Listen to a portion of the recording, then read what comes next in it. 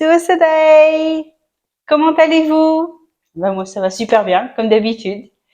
Cette semaine, je tenais à vous informer de certains dangers et arnaques au Cambodge. Rassurez-vous, comparé à l'Europe, c'est rien du tout. On va dire que il faut être très vigilant à Phnom Penh. Il y a pas mal de pauvreté, beaucoup de mendiants comparé au reste du pays.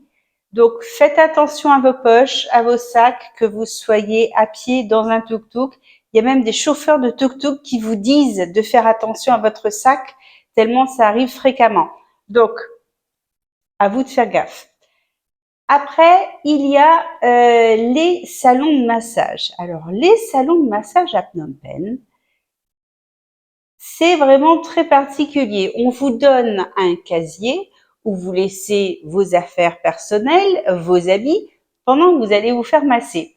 Lorsque vous revenez, ils ont accédé au casier par un double fond et ils ont volé parfois votre téléphone et ont souvent remplacé vos billets par de faux billets.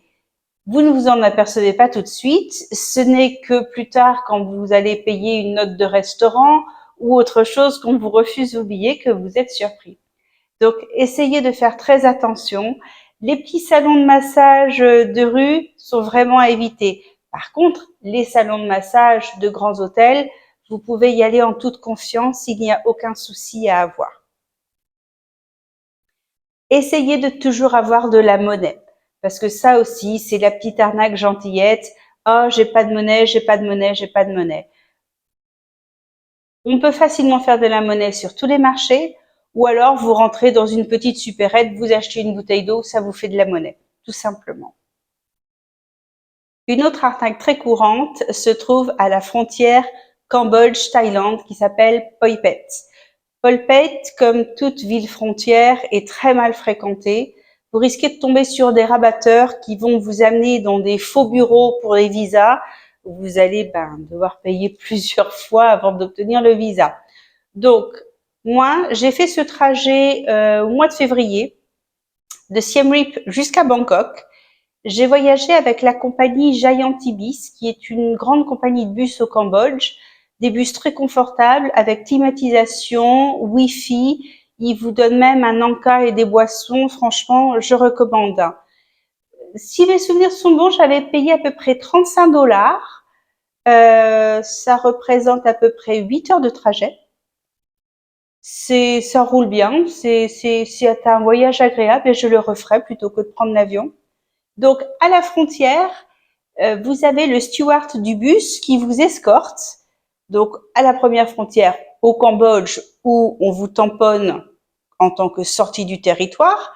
Après, vous traversez la route, vous allez à la frontière thaï, et là, on vous donne un nouveau visa, on vous tamponne, entrée en Thaïlande. Le bus vous attend de l'autre côté, tout le monde monte dans le bus, vous repartez, et tout se fait tranquillement, sereinement. Vous avez donc ce steward constamment avec vous pour vous guider et qui vous protège aussi de tous ces rabatteurs. Savez-vous où se trouve le hub de la cybercriminalité en Asie? À Sihanoukville. Sihanoukville est une ville portuaire qui se trouve au nord de Kampot. Elle était apparemment jolie jusqu'à il y a une dizaine, quinzaine d'années. Elle a été détruite par la construction de grands buildings immondes qui ont été utilisés ces dernières années pour des casinos et aussi des hôtels. Ça a attiré beaucoup de clientèle chinoise. Tous ces endroits sont désormais fermés. Par contre, il y a une nouvelle mode là-bas, c'est le trafic humain. Des pauvres gens sont recrutés. Alors souvent, ce sont des nationalités de pays limitrophes, qui parlent plusieurs langues, qui ont quand même quelques compétences, mais qui sont dans le besoin. On leur fait miroiter un salaire de 2500 dollars par mois pour répondre au téléphone ou pour envoyer des scams par email. Mais ça, ils ne le savent pas encore. On leur dit que c'est juste pour travailler sur ordinateur. Ces gens se retrouvent séquestrés dans ces buildings où ils travaillent et ils dorment. Ils travaillent 15 heures par jour, on leur donne pas de salaire, ou alors très peu, et tout juste à manger et à boire. On leur confisque leur passeport, il y a des gardes armés qui sont là, qui sont prêts à tirer. J'ai entendu dire aussi qu'il y avait des espèces de tasers justement pour les torturer régulièrement à l'intérieur. C'est vraiment affreux. Il y aurait en ce moment entre 3000 et 5000 personnes victimes de ce trafic humain ici au Cambodge. Les autorités font leur maximum pour essayer d'éradiquer le problème. Ça prend du temps. Donc, si vous voyez une annonce, notamment sur les réseaux sociaux, parce que les sites que je vous ai donnés la semaine dernière sont des sites sûrs. Mais les annonces un petit peu trop alléchantes sur Facebook, dès que ça parle de call center, donc centre d'appel, de travail sur informatique et des salaires élevés pour le Cambodge, fuyez. Surtout n'y allez pas. Faites attention aussi, ne donnez jamais votre passeport à un employeur. Il peut avoir une copie de votre passeport, mais il n'a pas le droit de garder votre passeport. La seule personne qui puisse garder votre passeport, c'est l'immigration pendant que vous faites des demandes d'extension de visa. Personne d'autre ne devrait garder vos papiers. Ayez toujours une copie de votre passeport, soit une photocopie dans votre sac, soit dans votre téléphone. On ne sait jamais, mais ne portez pas votre passeport sur vous tous les jours. Il n'y a vraiment aucune nécessité. Si toutefois vous faites contrôler, chose qui n'arrive jamais, vous montrez votre téléphone et vous dites que votre passeport est chez vous, et dans ce cas-là, vous rentrez chez vous avec la police et vous prouvez votre identité. Il y a très peu de policiers à Siem Reap. Il se passe jamais rien, c'est vraiment tranquille.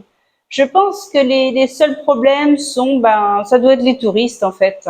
Les touristes qui boivent un peu trop, qui font un peu trop la fête le soir et voilà.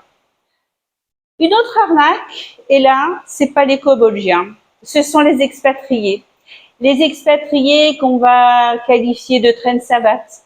Ceux qui ont essayé une nouvelle vie ici, qui se sont cassés la figure, et il y en a beaucoup.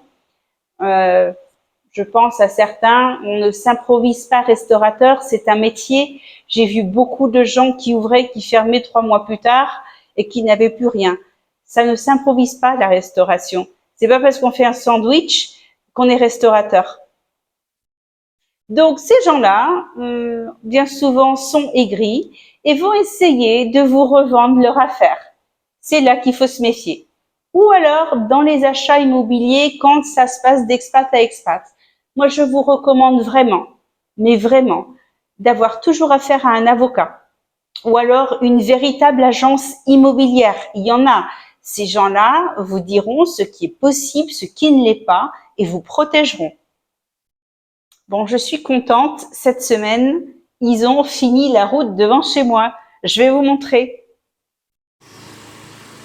Et la voici. Elle est chouette, non? Au moins maintenant, quand on marche, on n'est plus dans la boue.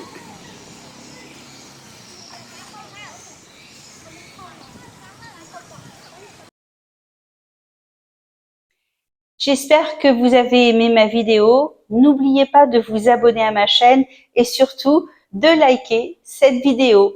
Je vous dis à dimanche prochain. Bye bye les amis.